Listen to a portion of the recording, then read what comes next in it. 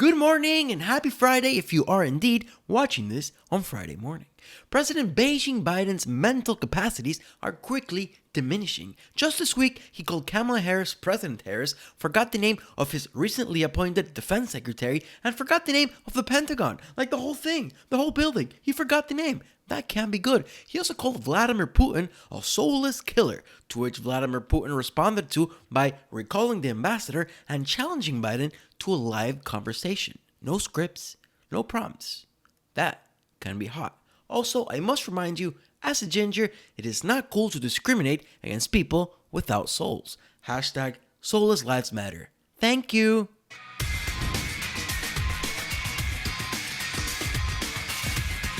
In an interview with journalist George Stephanopoulos, Joe Biden called Putin a killer. Now, before I show you the clip, let me ask you this. Have you liked the video? Are you even subscribed? Come on, man.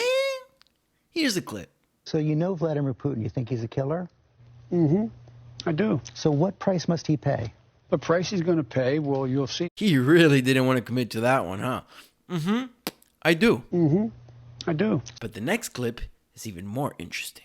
Authorized operations during the election to denigrate you, support President Trump, undermine our elections, divide our society.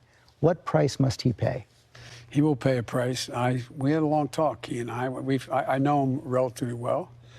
And the conversation started off, I said, I know you and you know me.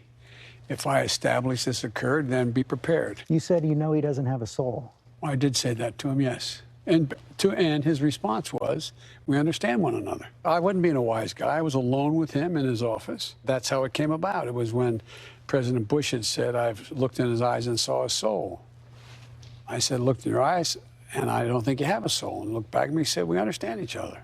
I think it's interesting how China Joe brings up the fact that he was looking into Putin's eyes, because when I look into Biden's eyes, I see a completely different person than what I saw just 9 years ago in 2012. Let me show you a comparison of China Joe debating in the 2012 campaign compared to Joe debating Trump. A different person. Check it out and look at the eyes. We moved in and helped people refinance their homes. Governor Romney said no, let foreclosures hit the bottom. But it shouldn't be surprising for a guy who says 47% of the American people are unwilling to take responsibility for their own lives. My friend recently in a speech in Washington said 30% of the American people are takers. These people are my mom and dad, the people I grew up with, my neighbors. They pay more effective tax than Governor Romney pays in his federal income tax. They are elderly people who, in fact, are living off of Social Security. There are veterans and people fighting in Afghanistan right now who are, quote, not paying any taxes. It's about equity and equality. It's about decency. It's about the Constitution. And we have never walked away from trying to require equity for everyone. To mobilize true international effort to pressure. Mobilize true international effort to pressure. Didn't he look a lot more alive in 2012? Like, actually alive? And now, even when he has a teleprompter, he messes up. He can't even open his mouth completely. In 1 week, he called Kamala president, forgot the name of the defense secretary, and the Pentagon. Here are the clips. So I want to thank you both, and I want to thank the former general. I keep calling him general, but the guy who runs that outfit over there. Because we believe that speed and efficiency must be matched with fairness and equity.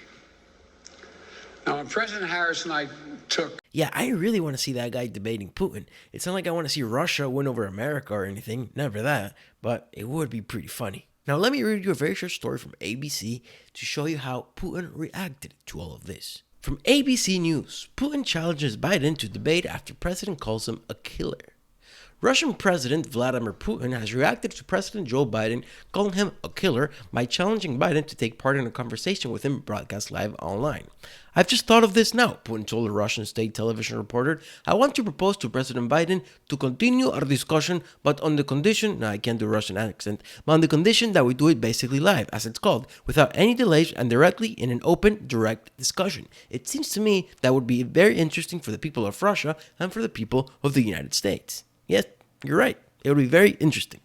Putin's invitation seemed to amount to a challenge to Biden to a live televised debate, following a day of diplomatic uproar that began when Biden said he thought Putin was a killer in an interview with ABC News' George Stephanopoulos. Russia recalled its ambassador to the United States in response to the remark. After issuing his invitation, Putin said he didn't want to delay, proposing he and Biden hold a discussion as early as Friday. "I don't want to put this off for long. I want to go to Taiga this weekend to relax a little." Working hard. I guess you deserve to relax. "So we could do it tomorrow or Monday. We're ready at any time convenient for the American side." Now, I really think he's saying to do it tomorrow or Monday because he knows that if he pushes for it to be like right now, there's no chance Biden would actually do it. There's no chance Biden would actually do it anyway, but still. In response to a reporter's question, White House Press Secretary Jen Psaki suggested, I bet she's going to say, "We're going to circle back," was unlikely to happen and noted that Biden is scheduled to travel to Georgia on Friday. "I'll have to get back to you." There it is. "I have to get back to you if that's something that we're entertaining. I would say that the president already had a conversation with President Putin." Psaki said, noting Biden still had other world leaders to talk with. The president, of course, will be in Georgia tomorrow and quite busy, she said. This part's quite funny also. Before issuing the discussion challenge, Putin reacted to Biden's comment earlier with a playground retort. "I know you are, but what am I? You know, I remember in childhood when we were arguing with each other in the courtyard, we would say, 'I know you are, but what am I?'" Putin said. And that's no accident. It's just a childish saying. There is a very deep meaning in that. Putin suggested Biden was accusing him of what the U.S. itself is guilty of. He referred to the killings of Native American people during the colonization and the injustice faced by African Americans. And here it is, folks. Critical theory and critical race theory being used against us. We're killing ourselves. China is also calling us out on the UN for human rights abuses. Enough with your shenanigans. Enough with your bullshit. All of you.